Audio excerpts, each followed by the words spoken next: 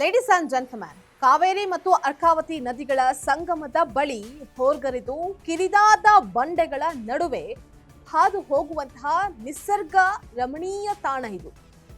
ಈ ಒಂದು ಸುಂದರವಾದ ಜಾಗದಲ್ಲಿ ಓಡ್ ಹೋಗ್ತಾ ಇದ್ದಂತಹ ಮೇಕೆಯೊಂದು ದಾಟಿದಾದ್ರು ಏನು?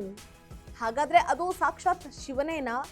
ಇದರ ಹಿಂದಿರುವಂತಹ ರೋಮಾಂಚನಕಾರಿ ಕಥೆ, ರಾಜಕೀಯ ಇತಿಹಾಸದ ತಿರುವುಗಳು ಏನು? ದಕ್ಷಿಣ ಭಾರತದ ಅತಿ ದೊಡ್ಡ ರಾಜಕೀಯ ಕಿಚ್ಚು ಇಲ್ಲಿಂದನೇ ಆರಂಭ ಆಯ್ತಾ? ಈ ಕುರಿತಾದ ಕಂಪ್ಲೀಟ್ ಡೀಟೇಲ್ಸ್ ನೋಡ್ತಾ ಹೋಗೋಣ. ವೀಕ್ಷಕರೇ, ನೆಲ ಜಲ ಭಾಷೆಗಾಗಿ ಪ್ರಾಮಾಣಿಕ ಪತ್ರಿಕೋದ್ಯಮ. ನೀವು ನೋಡ್ತಾ ಇದ್ದೀರಾ ಫೋಕಸ್ ಟಿವಿ. ನಾನು ನಿಶ್ಚಿತ.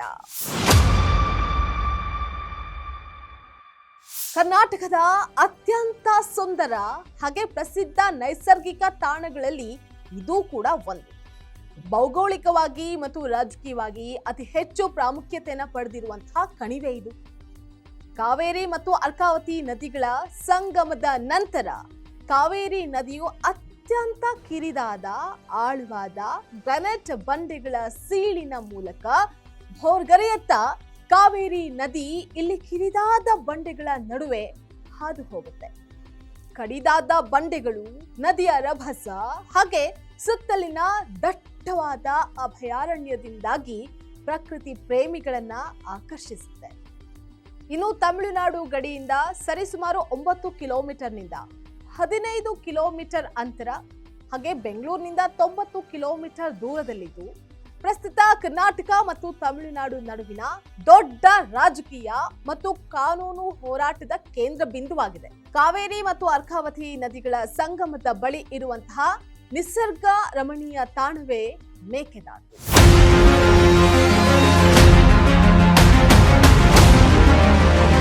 ಹಿಂದೆ ದಟ್ಟವಾದ ಅರಣ್ಯ ಇದ್ದಾಗ ಚಿರತೆಯಿಂದ ತಪ್ಪಿಸಿಕೊಳ್ಳೋದಕ್ಕೆ ಓಡ್ತಾ ಇದ್ದಂತಹ ಮೇಕೆಯೊಂದು ಇಲ್ಲಿನ ಕಿರಿದಾದ ಬಂಡೆಯ ಒಂದು ತುದಿಯಿಂದ ಮತ್ತೊಂದು ತುದಿಗೆ ಜಿಗಿದು ಪ್ರಾಣವನ್ನ ಉಳಿಸ್ಕೊಂಡಿತ್ತಂತೆ. ನದಿ ಪಾತ್ರವು ಕೇವಲ 10-20 ಅಡಿಗಳಷ್ಟು ಕಿರಿದಾಗಿದ್ರಿಂದ ಮೇಕೆ ಸುಲಭವಾಗಿ ದಾಟ್ತಾ ಇತ್ತು. ಇದನ್ನೇ ಕಣ್ಣಾರೆ ಕಂಡ ಜನ ಇದಕ್ಕೆ ಮೇಕೆದಾಟು ಅಂತ ಹೆಸರಿಟ್ರು. ಇಲ್ಲಿ ಜಿಗಿದ ಮೇಕೆ ಸಾಮಾನ್ಯ ಮೇಕೆ ಅಲ್ಲ, ಅದು ಸಾಕ್ಷಾತ್ ಶಿವನೇ ಆಗಿದ್ದಾನೆ ಅನ್ನುವಂತಹ ಪ್ರತೀತಿ ಇದೆ. ಬಂಡೆಗಳ ಮೇಲೆ ಎಂದಿಗೂ ಮೇಕೆಯ ಗೊರಸಿನ ಗುರುತುಗಳನ್ನು ಹೋಲುವಂತಹ ಆಕಾರಗಳನ್ನು ನಾವು ಕಾಣಬಹುದು. ಇದಕ್ಕಿಂತ ಮುಂಚೆ ಈ ಜಾಗಕ್ಕೆ ಯಾವುದೇ ನಿರ್ದಿಷ್ಟ ಐತಿಹಾಸಿಕ ಹೆಸರಿರಲಿಲ್ಲ. ಕಾವೇರಿ ಕಣಿವೆಯ ಭಾಗ ಎಂದಷ್ಟೇ ಗುರುತಿಸಲಾಗ್ತಾ ಇತ್ತು.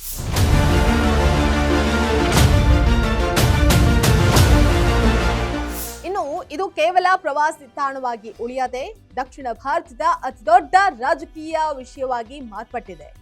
ತಮಿಳುನಾಡು 1970ರ ದಶಕದಿಂದಲೇ ಕರ್ನಾಟಕದ ಹೊಸ ಅಣೆಕಟ್ಟು ಯೋಜನೆಗಳ ವಿರುದ್ಧ ಕಾನೂನು ಸಮರವನ್ನು ಸಾರ್ತಾ ಇದೆ.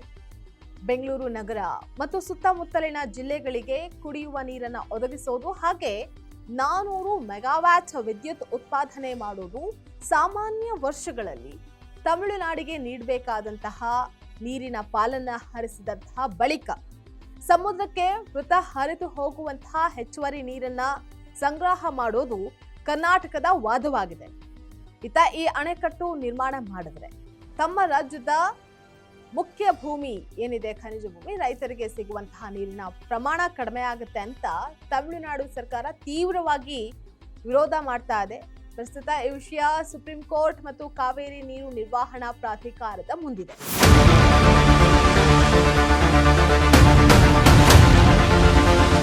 ಒಂದು ಸಣ್ಣ ಮೇಕೆ ನದಿ ದಾಟಿದ ಕಥೆಯಿಂದ ಶುರುವಾದ ಈ ಮೇಕೆದಾಟು ಇವತ್ತು 2 ರಾಜ್ಯಗಳ ಹಕ್ಕು ಮತ್ತು ರಾಜಕೀಯ ಹೋರಾಟದ ಮಹಾ ವೇದಿಕೆಯಾಗಿದೆ.